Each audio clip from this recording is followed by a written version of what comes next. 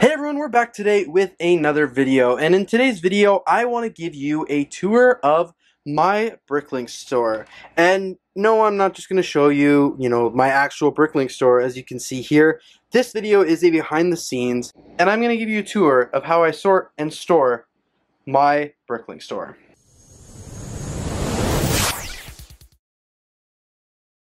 So the reason I'm making this video is it's actually quite a bit different from the last time I did a video. I did like an update, but I'm really excited with the new progress. I've been working really hard on getting the store up and running these last few months and adding tons of new items. So in this video, I'm going to be giving you a full tour, kind of explaining what this half of the room is.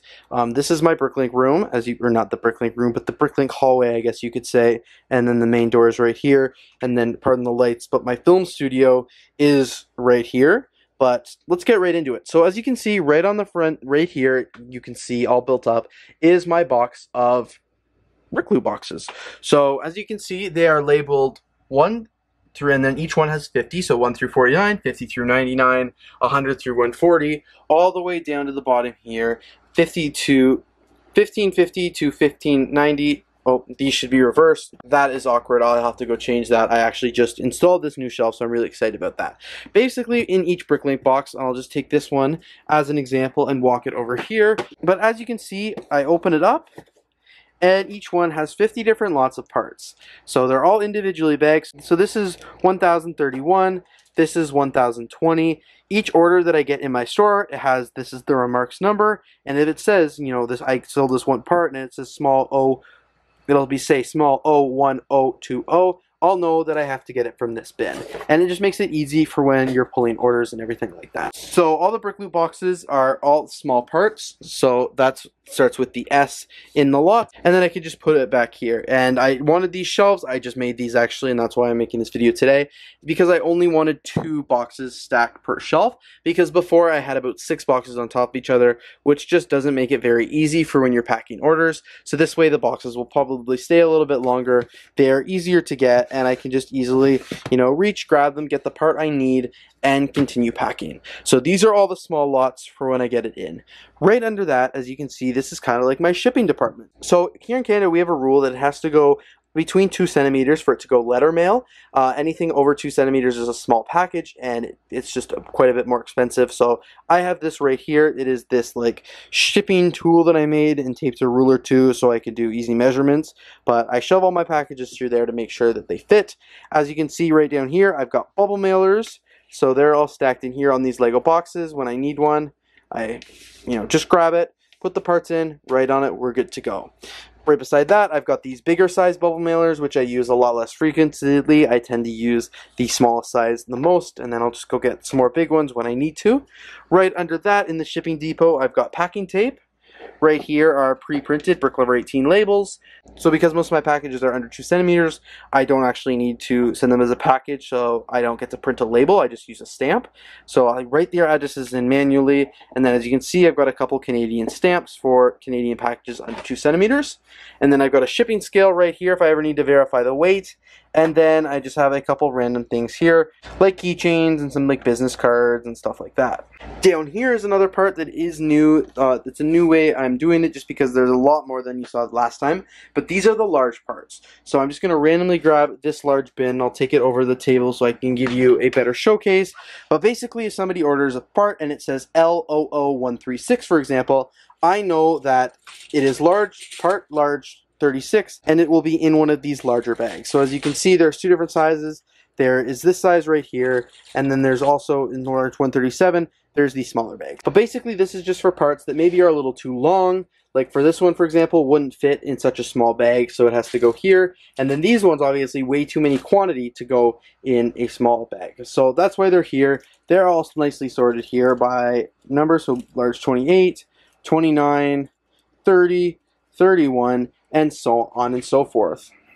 So they just go here. I don't have any lids on them just because they don't need the lids because I get in them so frequently. I started here 1 through 25 because there are 25 in each, and then down here I actually make it to 300, and I do continue it a little bit more over here.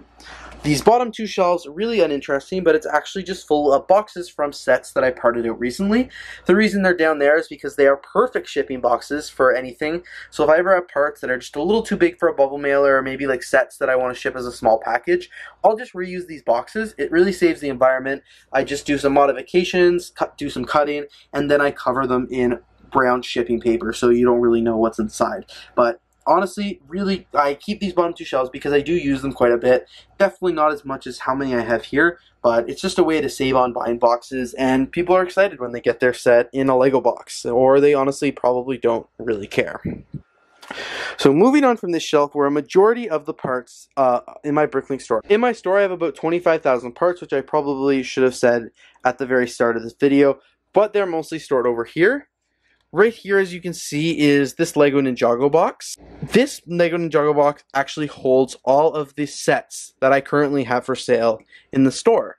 So for the sake of this video, I just took it off the shelf, and I'm going to show you kind of what's inside. I'll move these two sets out of the way, but as you can see, this box is fully packed up with a variety of different sets. These are all currently for sale in my Bricklink store. I've got everything from Duplo to Christmas to special gift with purchases. Overall, I just keep them here because I don't sell them nearly as frequently as I do parts, so they don't need to be fully accessible all the time. And when they're in here, they're out of my mind. I don't have to worry about them. They're nice. They keep in good condition because they're not moving around a lot, and they'll be perfect for when a buyer does actually place the order. Right below the Ninjago box here, as you can see, I've got a few more bins for large parts. These ones do have the lids on them just because I do stack them. As you can see, 301 all the way to 400, and then down here is 401 to 425. I do need to buy a few more of these bins, and then off to the side, just to get the most, maximum efficient space, I do have the minifigs here. They're just on their side because, again, I don't sell them nearly as frequently. And then I'm going to get 3 more bins for here to match with that one, and then I'll get a second bin for minifigures, because as you can see, I do have lots of collectible minifigures in this box that are overflowing and need a bin of themselves. Moving down one shelf, this is kind of a temporary shelf, so as you can see, these are just lots that need to be sorted. So these maybe I just recently added to my store, like large 27. I have to go through, sort these, and put them all back into these, the blue bins or the large bins down here. And then next to that is just some spare Brickloo boxes that I haven't used yet, but I will definitely be using in the near future. So I'm just going to slide my garbage out of the way because you don't really care about that. But down at the bottom here, I just have some more sets. These are poly bags that I have for sale. I just put them in here all loose, so if I sell a poly bag, I know it's right there. And then next to that, I have the Disney Cinderella's Kitchen. I got a lot of these on sale at Target one day, so that's why I have so many. And then right below that, I have some more Lego boxes, which I can reuse as shipping boxes should I sell anything bigger. Moving on from that, as you can see, I have my makeshift desk. So this is definitely not a proper desk, as you can see, but it works perfect for my Bricklink store. So I recently raised it up one level because I wanted to make it a standing desk so I didn't have to always be sitting. Because it's just, I'm moving back and forth when I'm packing orders. Like I don't want to sit and do the order. I want to move. I want to get the pieces from there, bring it back here, and I just didn't like it. So as you can see, I've got the MacBook that's permanently set up right here. It's just always there, except for when I'm using it to film, videos and get my questions from Ask Brick. Above the desk, sorry that you're seeing the lights. This is not a professional video, but I've got a lot of my favorite Lego posters from the different Lego movies, like the Lego Movie 1, the Lego Brickumentary, Lego Movie 1 again, the Lego Movie 2, the Lego Ninjago movie, and Batman, which are pretty cool. So I'm excited about these. I think they look great above my desk. I've got this light here just so I can see a bit better. On this side, I've got some shipping supplies. So every order obviously gets a Brick Lover 18 business card. That's the pen I like to use to write labels, and then the tape that I use to tape the labels on. Next to that, I've got my heat sealer, which actually seals all the pieces in the bags, which you'll see in a second. Because actually on this side, in the first drawer, the bottom Pappy Max bin is actually empty. The one right above that is instruction manuals. Again, I never sell instructions, and I never sell some of the pieces that are in there. So that's why I use them to make the table, just because if for the odd times I do have to go in there, it's really not that hard. I don't mind.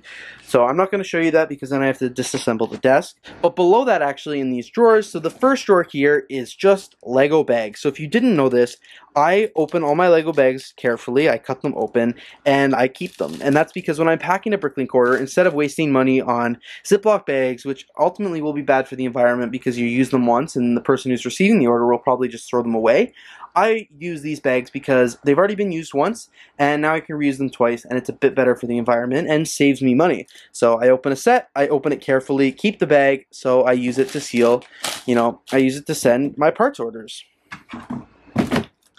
And I have the smaller bags up top with larger bags down here at the bottom for bigger parts or multiple lots. And then at the very bottom here, I just think I have more shipping supplies, some boxes that would be good, bubbles and stuff like that. And that brings me back to why I have the heat sealer, because when I put the parts in the reusable Lego bags to seal them up just like a factory would, I heat seal them, and honestly it works absolutely perfect. And then down here, as you can see, the first drawer is actually just loose baggies. So if I sell a lot, say the very first one here, I obviously have sold all the parts from bag number 1279. So as soon as I take the parts out, put them in the order, there's nothing there anymore, I throw it back in here because that's when I know these are all the ones that I need to fill up lots with. So when I parted a new set, I'll go to these bags first, and then I'll also make large bags as well. And then down here is just general supplies and stuff like that. I've got all the extra bags for when I get new lots or get minifigures, an X-Acto knife, extra business cards, stickers for certain orders, a notepad if I need to write something, Sharpies, tape measure, more tape, all that good stuff.